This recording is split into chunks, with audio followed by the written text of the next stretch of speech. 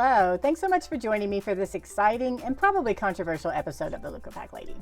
On the last episode, I introduced the idea that cells modified inside the body of patients undergoing in vivo CAR therapy should still be considered cellular starting material. This is because the baseline function of these cells still affects therapeutic outcomes, as appears to be the case for ex vivo autologous and donor-derived allogeneic CAR therapies.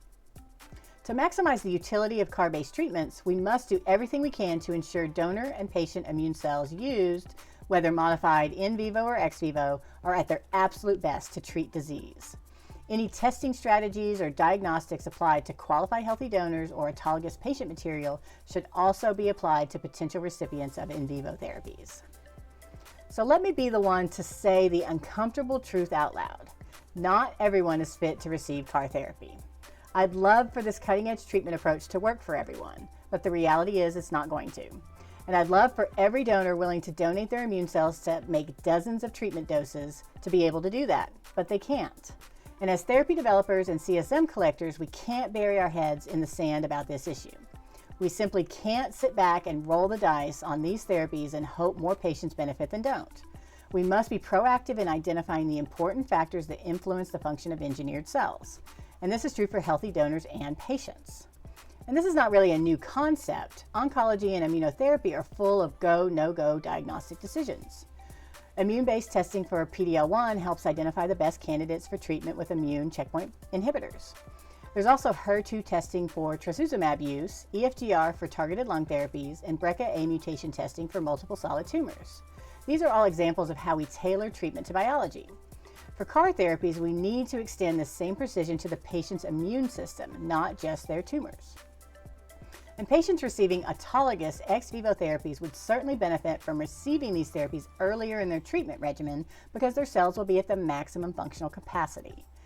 Where this is not possible, it could still be beneficial to collect and store their immune cells soon after diagnosis to use in future treatment.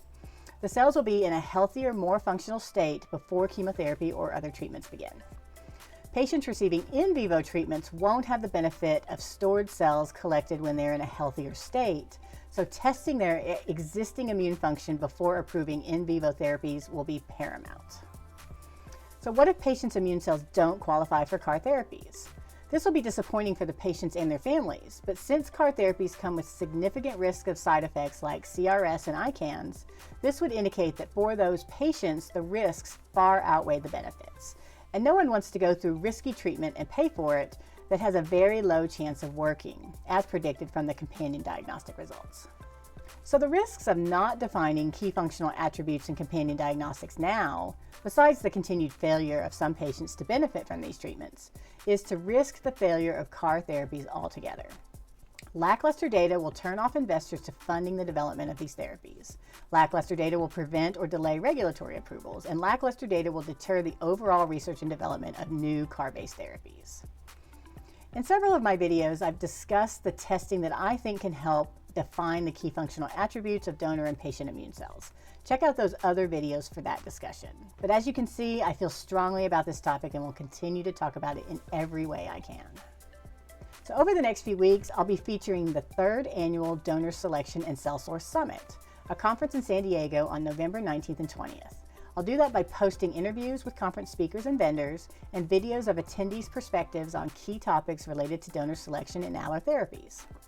So check out the conference agenda and register if you want to learn more about these kinds of topics that I often talk about on the Leukopak Lady series.